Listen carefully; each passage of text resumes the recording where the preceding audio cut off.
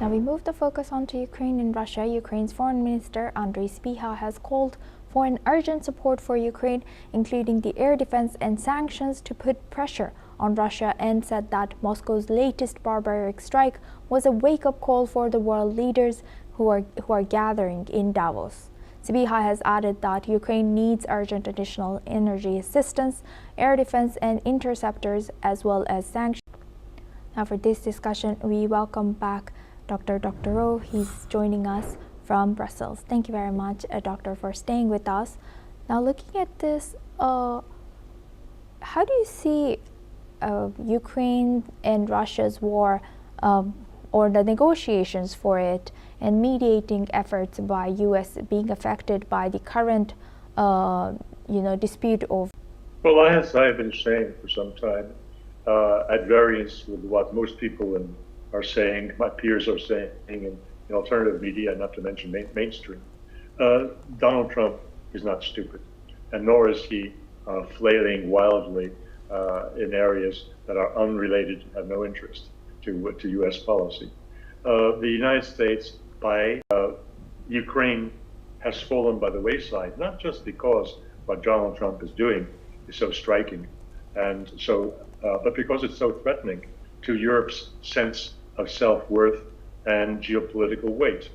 Europeans, other than a very few countries, have nothing else on their plate right now as they go to Davos, but to talk about Greenland. They couldn't care less about Ukraine, particularly considering that the Europeans will be utterly unable to pursue defense of Ukraine if NATO dissolves. They'll be too busy worrying about their own immediate defense, which is utterly inadequate in face of the rather angry Russia that they have made their enemy by constantly poking it in the eye.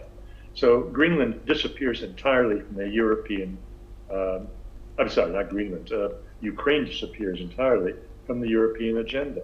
And this is why the foreign minister of Ukraine is trying at the top of his lungs to get attention. However, to call the attacks on Ukraine barbaric is utterly irresponsible and does not reflect the facts.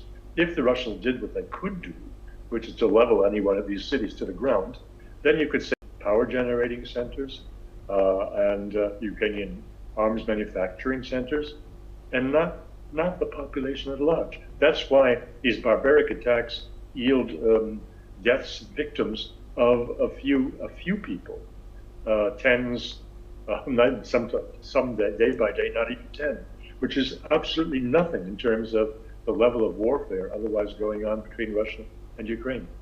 Right. So how do you analyze, is U.S. still interested in mediating between Russia and Ukraine? Do you think if U.S. it doesn't pursue this as much as it was doing last year, do you think this will maybe push European countries, even some of the European countries who are opposing the idea of directly talking with Russia, into talking with Russia directly? Well, that's exactly what's happening.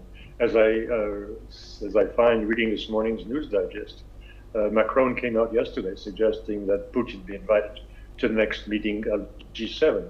Now, the Russians are not enthusiastic about the G7. This group met privately, agreed on what they would do, and then invited in the Russians, who found themselves 1 against 7, which was an inconvenient and unpleasant experience.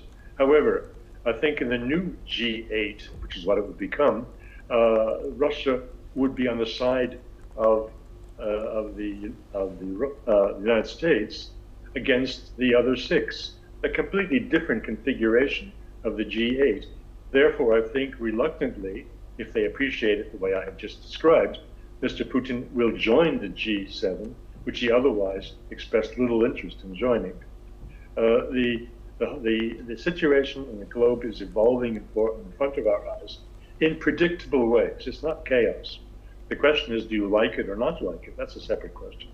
Right. And lastly, can you briefly tell us, so what now? What cards can Ukraine play as we approach the 4th year of war?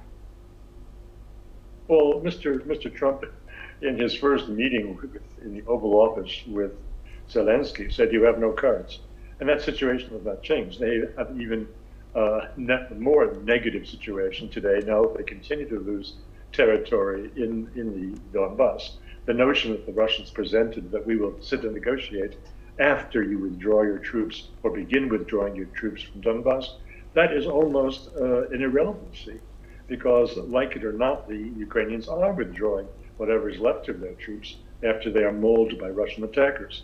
The Russians are closing in on critical remaining defensive points in the Donbass, and this is Kramatorsk and Slavyansk, and that's it. So the end of the war with a Russian victory to the Dnieper is easily within sight. Finally, I mean, almost everybody observing the war has been mistaken about the timelines, but now it's much easier to be correct in saying that we're seeing the final phase of the Russian move up the Dnieper River. The Ukrainians do not have cards to play, and the more overriding fact is that Mr. Trump is not saying what he's doing. What he's doing is removing the need for any negotiations. He pretends to preside over Ukrainian-Russian peace negotiations, but this is all stage managed. It is not the real action is going on, which is the real action is Trump's efforts to destroy NATO and by the wayside. With that, I would like to thank Dr. O for joining us today and sharing that insight throughout our news. Now we move the focus